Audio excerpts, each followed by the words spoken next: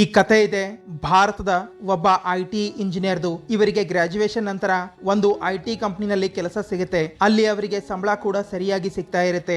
ಎಲ್ಲವೂ ಸರಿಯಾಗಿ ನಡೀತಾ ಇದ್ದಾಗ ಮನೆಯವರು ಇವರ ಮದುವೆ ಮಾಡಿಸಿದ್ರು. ಆದರೆ ಮದುವೆಯಾಗಿ 2 ವರ್ಷದ ನಂತರ ಇವರ ಮನಸ್ಸಿನಲ್ಲಿ ಒಂದು ಅನುಮಾನ ಕಾಡುತ್ತೆ. ನಾ ಎಷ್ಟು ದಿನ ಹೀಗೆ ಬೇರೆಯವರ ಬಳಿ ಕೆಲಸ ಮಾಡಬೇಕು ಅನ್ನೋದು. ಸ್ವಲ್ಪ ದಿನ ಆದ್ಮೇಲೆ ಇವರು ತಮ್ಮ ಕೆಲಸ ಬಿಡುವ ನಿರ್ಧಾರ ಮಾಡ್ತಾರೆ. ಮತ್ತೆ ಈ ನಿರ್ಧಾರವನ್ನು ಅವರು ತಮ್ಮ ಪತ್ನಿಗೆ ತಿಳಿಸುತ್ತಾರೆ. ಮತ್ತೆ ಅವರ ಪತ್ನಿ ಕೂಡ ಇವರಿಗೆ ತುಂಬಾ ಸಪೋರ್ಟ್ ಮಾಡ್ತಾರೆ. ನಂತರ ಇವರು ತಮ್ಮ 6 ಜನ ಸ್ನೇಹಿತರ ಜೊತೆ ಸೇರಿ ಒಂದು ಕಂಪನಿಯ ನಿರ್ಮಾಣ ಮಾಡ್ತಾರೆ. ಆ ಕಂಪನಿ ಬೇರೆ ಯಾವುದೂ ಅಲ್ಲ, ಅದುವೇ ಭಾರತದ 2ನೇ ಅತಿ ದೊಡ್ಡ ಐಟಿ ಕಂಪನಿ ಇನ್ಫೋಸಿಸ್. ಮತ್ತೆ ಈ ಕತೆ ಇತ್ತು ಸರ್ ನಾರಾಯಣ್ ಮೂರ್ತಿ ಅವರದು. ಇವರು 1981ರಲ್ಲಿ ತಮ್ಮ ಜಾಬ್ ಬಿಟ್ಟು ಪತ್ನಿ ಬಳಿ 10,000 ರೂಪಾಯಿ ತಗೊಂಡು ತಮ್ಮ ಗೆಳೆಯರ ಜೊತೆ ಸೇರಿ ಇನ್ಫೋಸಿಸ್ ಐಟಿ ಕಂಪನಿಯ ನಿರ್ಮಾಣ ಮಾಡಿದ್ರು.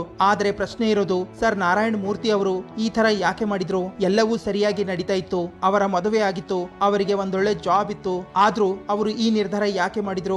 ಏಕೆಂದ್ರೆ ಅವರು ತಮ್ಮ ಕಂಫರ್ಟ್ ಝೋನ್ ನಿಂದ ಆಚೆ ಬರಬೇಕು ಅಂತ ಅನ್ಕೊಂಡಿದ್ರು. ಅವರು ತಮ್ಮ ದಿನನಿತ್ಯದ ಜೀವನದಿಂದ ಬೋರ್ ಆಗಿದ್ರು. ಏನಾದ್ರೂ ಡಿಫ್ರೆಂಟ್ ಆಗಿ ಏನಾದ್ರೂ ಬೇರೆ ಮಾಡಬೇಕು ಅಂತ ನಿರ್ಧಾರ ಮಾಡಿದ್ರು. ಮತ್ತೆ ಆಲ್ಮೋಸ್ಟ್ ಅದೇ ತರ ಆಗಿತ್ತು ಮಹೇಂದ್ರ ಸಿಂಗ್ ಧೋನಿ ಅವರ ಜೊತೆಗೆ. ಅವರಿಗೂ ಭಾರತೀಯ ರೈಲ್ವೆಯಲ್ಲಿ ಟಿಟಿಯ ಜಾಬ್ ಸಿಕ್ಕಿತ್ತು. ಮತ್ತೆ ಅವರ ಜೀವನದಲ್ಲಿ ಎಲ್ಲವೂ ಸರಿಯಾಗಿ ನಡೀತಾ ಇತ್ತು, ಒಳ್ಳೆಯ ಸಂಬಳ ಬರ್ತಾ ಇತ್ತು, ಕುಟುಂಬದವರು ಖುಷಿಯಾಗಿ ಇದ್ರು. ಆದ್ರೆ ಒಳಗಿನಿಂದ ಅವರು ಖುಷಿಯಾಗಿ ಇರಲಿಲ್ಲ. ಅವರು ತಮ್ಮ ಕಂಫರ್ಟ್ ಝೋನ್ ನಿಂದ ಆಚೆ ಬರಬೇಕು ಅಂತ ಅನ್ಕೊಂಡಿದ್ರು. ಮತ್ತೆ ಅವರು ಅದನ್ನ ಮಾಡುವ ನಿರ್ಧಾರ ಮಾಡಿದ್ರು. ಅವರು ಜೀವನದಲ್ಲಿ ಮಾಡಬೇಕು ಅಂತ ಅಂದುಕೊಂಡಿರೋದು. ಅದಕ್ಕೆ ಅವರು ತಮ್ಮ ಜಾಬ್ ಬಿಟ್ಟು ಕ್ರಿಕೆಟ್ ಅನ್ನ ಸೀರಿಯಸ್ ಆಗಿ ತಗೊಂಡ್ರು. ಮತ್ತೆ ಇದರಿಂದ ಅವರು ಏನೆಲ್ಲ ಸಾಧನೆ ಮಾಡಿದ್ರು ಅನ್ನೋದು ಪೂರ್ತಿ ಜಗತ್ತಿಗೆ ಗೊತ್ತು. ನೋಡಿ, ಇದಂತೂ ನಾನ್ ನಿಮ್ಗೆ ದೊಡ್ಡ ದೊಡ್ಡ ಉದಾಹರಣೆಗಳನ್ನ ಹೇಳಿದೆ. ಆದರೆ ಈಗ ನಾನ್ ನಿಮ್ಗೆ ಇನ್ನೊಂದು ಚಿಕ್ಕ ಉದಾಹರಣೆ ಕೊಡ್ತೀನಿ. ವಿಜ್ಞಾನಿಗಳು ಝೂ ನಲ್ಲಿ ಇರುವ ಆ ಪ್ರಾಣಿಗಳ ಮೇಲೆ ಒಂದು ರಿಸರ್ಚ್ ಮಾಡಿದ್ರು.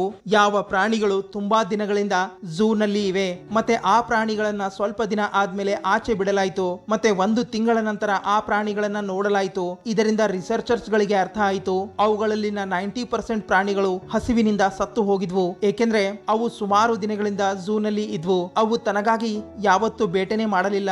ಏಕೆಂದ್ರೆ ಝೂ ಒಳಗೆ ಆ ಪ್ರಾಣಿಗಳಿಗೆ ಸಮಯಕ್ಕೆ ಸರಿಯಾಗಿ ಆಹಾರ ಸಿಗ್ತಾ ಇತ್ತು. ಮತ್ತೆ ಪ್ರಾಣಿಗಳು ಯಾವತ್ತೂ ಬೇರೆ ಪ್ರಾಣಿಗಳಿಂದ ತಮ್ಮ ಪ್ರಾಣ ಉಳಿಸಿಕೊಳ್ಳುವ ಪ್ರಯತ್ನನೇ ಮಾಡಲಿಲ್ಲ.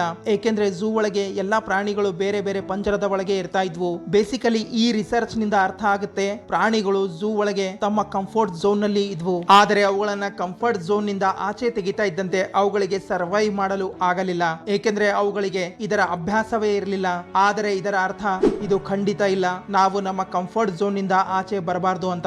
ಏಕೆಂದ್ರೆ 90% ಪ್ರಾಣಿಗಳು ಸತ್ತು ಹೋಗಿದ್ವು, ಆದರೆ 10% ಪ್ರಾಣಿಗಳು ಬದುಕಿ ಉಳಿದಿದ್ವು. ಆ ಪ್ರಾಣಿಗಳು ಸಮಯಕ್ಕೆ ತಕ್ಕಂತೆ ಪರಿಸ್ಥಿತಿಗೆ ಅನುಗುಣವಾಗಿ ಬದಲಾದವು. ಮತ್ತೆ ಎಕ್ಸಾಕ್ಟ್ಲಿ ಇದೇ ತರ ಆಗುತ್ತೆ ಮನುಷ್ಯರ ಜೊತೆಗೆ. ಈ ಕಷ್ಟದಿಂದ ಕೇವಲ 10% ಜನ ಮಾತ್ರ ಆಚೆ ಬರ್ತಾರೆ. ಈ 10% ಜನ ಮಾತ್ರ ಇಂತಹ ಜನ ಆಗಿರ್ತಾರೆ, ಪರಿಸ್ಥಿತಿಗೆ ತಕ್ಕಂತೆ ಬದಲಾಗಿ ಜೀವನದಲ್ಲಿ ಏನಾದ್ರೂ ಒಂದು ದೊಡ್ಡ ಸಾಧನೆ ಮಾಡ್ತಾರೆ. ಅದೇ ತರ ನೀವು ಕೂಡ ನಿಮ್ಮ ಕಂಫರ್ಟ್ ಝೋನ್ ನಿಂದ ಆಚೆ ಬರಲಿಲ್ಲ ಅಂದ್ರೆ, ಚಾಲೆಂಜಸ್ ಗಳನ್ನ ಎದುರಿಸಲಿಲ್ಲ ಅಂದ್ರೆ ನಿಮಗೆ ಸಕ್ಸಸ್ ನ ಮಹತ್ವ ಗೊತ್ತೇ ಆಗೋದಿಲ್ಲ.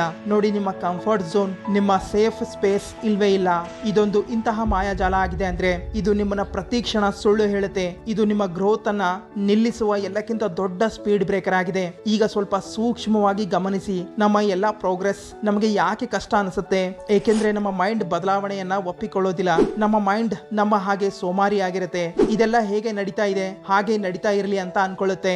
ಆದರೆ ಇವತ್ತಿನ ವಿಡಿಯೋದಲ್ಲಿ ನಾನು ನಿಮ್ಗೆ ಈ ಕಂಫರ್ಟ್ ಝೋನ್ ನಿಂದ ಆಚೆ ಬರುವುದು ಹೇಗೆ ಅನ್ನೋದರ ಬಗ್ಗೆ ಹೇಳ್ತೀನಿ. ಅದಕ್ಕೆ ಈ ಪೂರ್ತಿ ವಿಡಿಯೋ ಎಂಡ್ ವರೆಗೆ ನೋಡಿ. Point number 1, daily try something new. ತಮ್ಮ ದಿನನಿತ್ಯದ ಜೀವನದಲ್ಲಿ ಹೊಸ ಹೊಸ ವಿಷಯಗಳನ್ನ ಟ್ರೈ ಮಾಡಿ.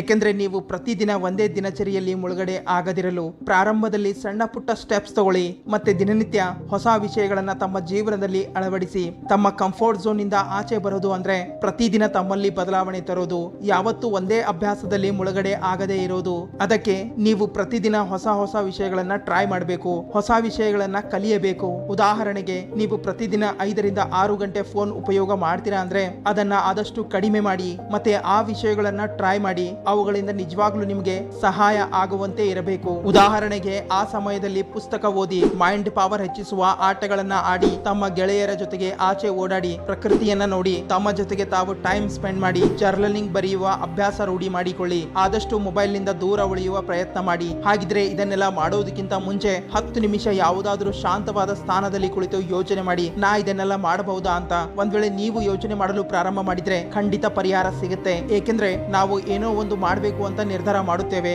ಆದ್ರೆ ಪ್ರಯತ್ನನೇ ಮಾಡೋದಿಲ್ಲ. ಮಾಡೋದಿಲ್ಲ. ಅದಕ್ಕೆ ಮೊದಲು ಯೋಚನೆ ಮಾಡಿ ಆಮೇಲೆ ನಿರ್ಧಾರ ಮಾಡಿ. Point number 2, consistency. ನಿಮಗಿದು ಗೊತ್ತಾ 99% ಜನ ಯಾಕೆ ಫೇಲ್ ಆಗ್ತಾರೆ ಅಂತ? ಏಕೆಂದ್ರೆ ಅವರು ಕನ್ಸಿಸ್ಟೆನ್ಸಿ ಆಗಿ ಅಂದ್ರೆ ಸ್ಥಿರವಾಗಿ ಒಂದೇ ಕೆಲಸದ ಮೇಲೆ ಫೋಕಸ್ ಮಾಡೋದಿಲ್ಲ. ಒಂದು ಕೆಲಸ ಪ್ರಾರಂಭ ಮಾಡ್ತಾರೆ, ಅದರಲ್ಲಿ ಸಕ್ಸಸ್ ಸಿಗಲಿಲ್ಲ ಅಂದ್ರೆ ಅದನ್ನ ಮಧ್ಯದಲ್ಲಿಯೇ ಬಿಟ್ಟು ಬಿಡ್ತಾರೆ. ನೋಡಿ, ಯಶಸ್ಸು ರಾತೋರಾತ್ರಿ ಸಿಗೋದಿಲ್ಲ. ಅದಕ್ಕಾಗಿ ನೀವು ಕಠಿಣ ಪರಿಶ್ರಮ ಪಡಬೇಕು. ನೀವು ಏನೇ ಮಾಡ್ತಾ ಇದ್ರು ಅದನ್ನ ಕನ್ಸಿಸ್ಟೆನ್ಸಿಯಿಂದ ಮಾಡಲು ಪ್ರಾರಂಭ ಮಾಡಿ. ಉದಾಹರಣೆಗೆ ನಿಮ್ಗೆ ಬಾಡಿ ಬೆಳೆಸೋದು ಇದೆ ಅನ್ಕೊಳ್ಳಿ. ಬರೀ ಕುತ್ಕೊಂಡು ಯೋಚನೆ ಮಾಡೋದ್ರಿಂದ ಬಾಡಿ ಬೆಳೆಯೋದಿಲ್ಲ, ಅಥವಾ ಒಂದೇ ತಿಂಗಳು ಜಿಮ್ ಹೋಗೋದ್ರಿಂದ ಬಾಡಿ ಬೆಳೆಯೋದಿಲ್ಲ.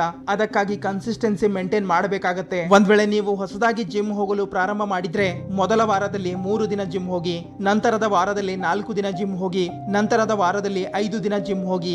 ಈ ತರ ನೀವು ತಮಗೆ ಒಂದು ಹೊಸ ಕೆಲಸದಲ್ಲಿ ಪುಷ್ ಮಾಡೋದ್ರಿಂದ ನೀವು ಕನ್ಸಿಸ್ಟೆನ್ಸಿ ಮೇಂಟೈನ್ ಮಾಡಬಹುದು.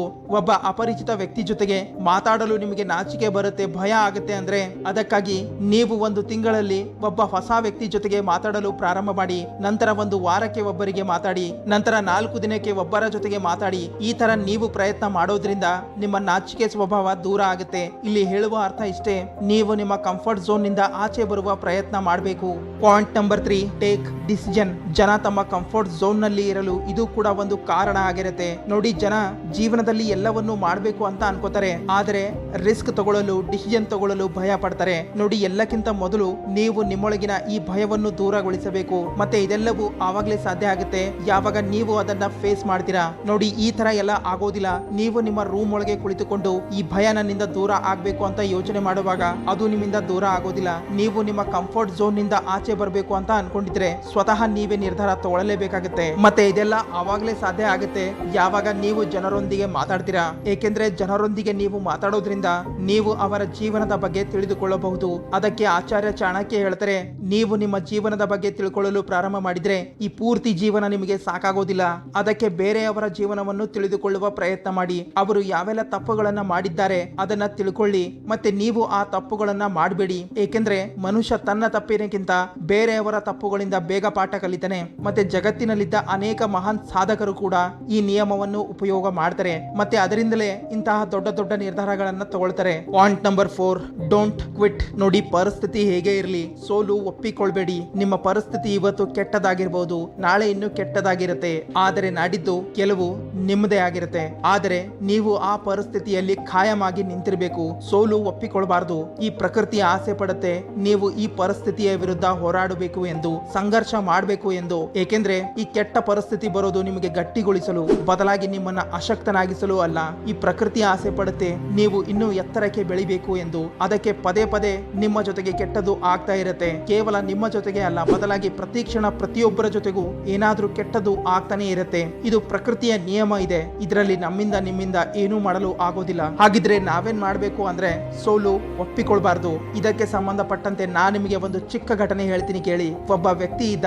ಆತ 4ನೇ ತರಗತಿಯಲ್ಲಿ 2 ಬಾರಿ ಫೇಲ್ ಆಗ್ತಾನೆ, 8ನೇ ತರಗತಿಯಲ್ಲಿ 3 ಬಾರಿ ಫೇಲ್ ಆಗ್ತಾನೆ, ಗ್ರಾಜುಯೇಷನ್ ಎಂಟ್ರನ್ಸ್ ಎಕ್ಸಾಮ್ ನಲ್ಲಿ 5 ಬಾರಿ ಫೇಲ್ ಆಗ್ತಾನೆ, 30 ಜಾಬ್ ಇಂಟರ್ವ್ಯೂಗಳಲ್ಲಿ ರಿಜೆಕ್ಟ್ ಆಗ್ತಾನೆ. ಅವನಿಗೆ ಈ ತರ ಅನಿಸ್ತಾ ಇತ್ತು, ಅವನ ಜೀವನದಲ್ಲಿ ಫೇಲ್ಯೂರ್ ಬಿಟ್ರೆ ಬೇರೆ ಏನೂ ಇಲ್ಲ ಅಂತ.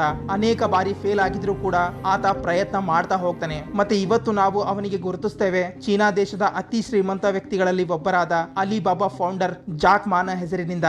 ಜಾಕ್ ಮಾ ಇಷ್ಟೊಂದು ಬಾರಿ ಫೇಲ್ ಆದ್ಮೇಲೂ ಚೀನಾ ದೇಶದ ಟಾಪ್ ಶ್ರೀಮಂತರ ಸಾಲಿನಲ್ಲಿ ಬಂದು ನಿಲ್ಬಹುದು ಅಂದ್ಮೇಲೆ ನನಗಂತೂ ಅನಿಸೋದಿಲ್ಲ ನಿಮ್ಮ ಜೀವನದಲ್ಲಿ ಎಷ್ಟೊಂದು ಫೇಲಿಯರ್ ಬಂದಿದೆ ಅಂತ. ಒಂದ್ ವೇಳೆ ಬಂದ್ರು ತಲೆ ಕೆಡಿಸ್ಕೊಳ್ಬೇಡಿ. ಏಕೆಂದ್ರೆ ಫೇಲ್ ಆಗೋದ್ರಿಂದ ಲರ್ನಿಂಗ್ ಮತ್ತೆ ಎಕ್ಸ್ಪೀರಿಯನ್ಸ್ ಜಾಸ್ತಿ ಆಗುತ್ತೆ. ಮತ್ತೆ ಎಕ್ಸ್ಪೀರಿಯನ್ಸ್ ನಿಂದ ಸಕ್ಸಸ್ ಸಿಗುತ್ತೆ. ಮತ್ತೆ ಇದೆಲ್ಲ ಆವಾಗಲೇ ಸಾಧ್ಯ ಆಗುತ್ತೆ ಯಾವಾಗ ನೀವು ನಿಮ್ಮ ಕಂಫರ್ಟ್ ಝೋನ್ ನಿಂದ ಆಚೆ ಬಂದಾಗ. ಸೊ ಫ್ರೆಂಡ್ಸ್, ಇದಾಗಿತ್ತು ನಿಮ್ಮ ಕಂಫರ್ಟ್ ಝೋನ್ ನಿಂದ ಆಚೆ ಬರುವ ಸಿಂಪಲ್ ಆದ ದಾರಿ. ಈ ವಿಡಿಯೋ ಬಗ್ಗೆ ನಿಮ್ಮ ಅನಿಸಿಕೆ ಏನಿದ್ರು ಕಮೆಂಟ್ಸ್ ಮಾಡಿ ತಿಳಿಸಿ. ಹಾಗೆ ಚಾನಲ್ ಅನ್ನ ಸಬ್ಸ್ಕ್ರೈಬ್ ಮಾಡಿ, ಇನ್ಸ್ಟಾ ಪೇಜ್ ಅನ್ನ ಫಾಲೋ ಮಾಡಿ, ಸಪೋರ್ಟ್ ಮಾಡಿ.